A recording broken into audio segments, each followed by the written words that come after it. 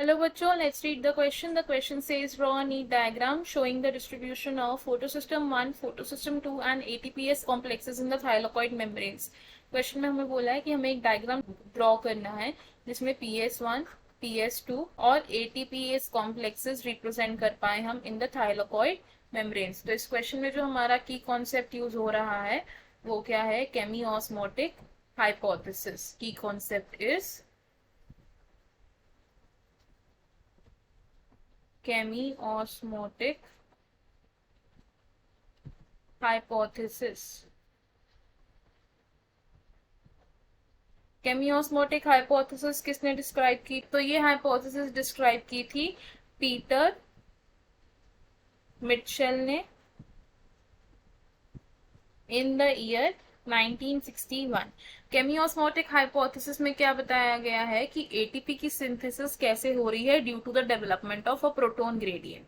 क्या बताया है इसमें? ATP synthesis due to development of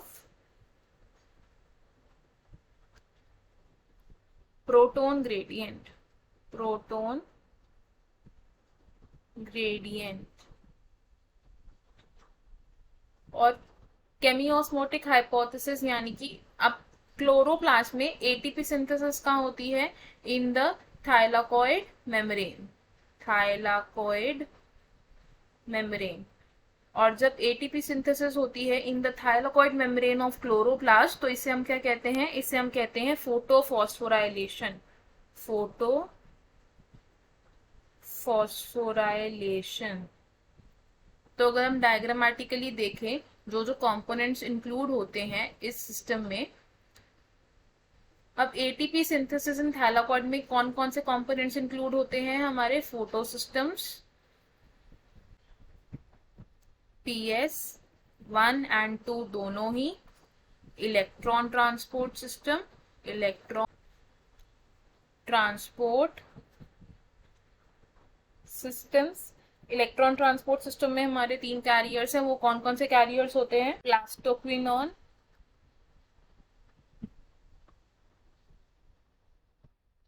cytochrome, plastocyanin.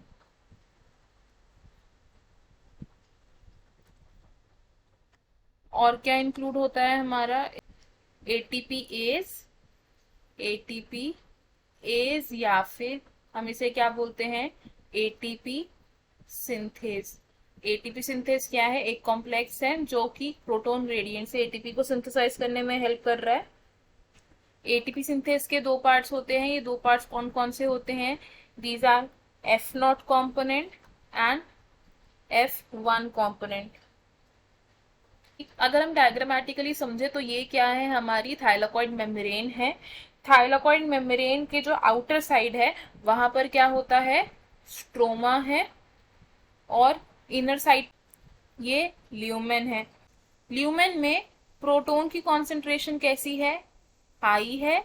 और जो स्ट्रोमा है उसमें प्रोटोन की कॉन्सेंट्रेशन कैसी होगी? लो होगी। अब इस थाइलाकॉइड मेम्ब्रेन में कॉम्प्लेक्सेस किस तरीके से अरेंज्ड है? तो सबसे पहले क्या अरेंज्ड होता है? यहाँ पर फोटोसिस्टम 2 अरेंज्ड होता है, PS2, जिसका रिएक्शन सेंटर क्या है? P680। ये क्या करेगा? लाइट ऑफ 680 नैनोमीटर को ऑब्जॉर्व करेगा और इलेक्ट्रॉन्स को एक्साइट करके किसके थ्रू मूव कराएगा? Through an electron transport system. Electron transport system में 3 इलेक्ट्रॉन्स कैरियर्स प्रेजेंट है। वो कौन कौन से हैं? प्लास्टोक्विनोन, साइटोक्रोम और प्लास्टोसाइनिन। तो ये क्या है हमारा? Electron transport system. अब इस इलेक्ट्रॉन ट्रांसपोर्ट सिस्टम से डाउन हिल मूवमेंट होगी इलेक्ट्रॉन्स की, और इलेक्ट्रॉन्स कहां तक जाएंगे? To photo system 1। यहाँ क्या है? PS1। और इसका रिएक्शन सेंटर कितनी लाइट अब्सॉर्ब करता है? Of 700 nanometre. अब जब इलेक्ट्रॉन्स इस फोटो सिस्टम 1 में आएंगे तो ये यहाँ से कहाँ जाएंगे? For the reduction of NADP positive. और NADP पॉजिटिव किस में कन्वर्ट हो जाएगा? Into NADPH। NADPH। और यहाँ कौन हेल्प कर रहा है? यहाँ एक और इलेक्ट्रॉन कैरियर हेल्प कर रहा है जिसको हम क्या बोलते हैं? फेरिडॉक्सिन। अब जैसे जैसे इलेक्ट्रॉन्स मूव कर रहे हैं वैसे वैसे क्या हो रहा है, प्रोटॉन्स की मूवमेंट हो रही है इनटू द ल्यूमेन। जो प्रोटॉन्स हैं वो कहाँ आ रहे हैं, इनटू द ल्यूमेन आ रहे हैं। तो ये प्रोटॉन्स इनटू द ल्यूमेन आ गए, तो ल्यूमेन में क्या हो जाएगा, प्रोटॉन की कॉन्सेंट्रेशन हाई हो जाएगी।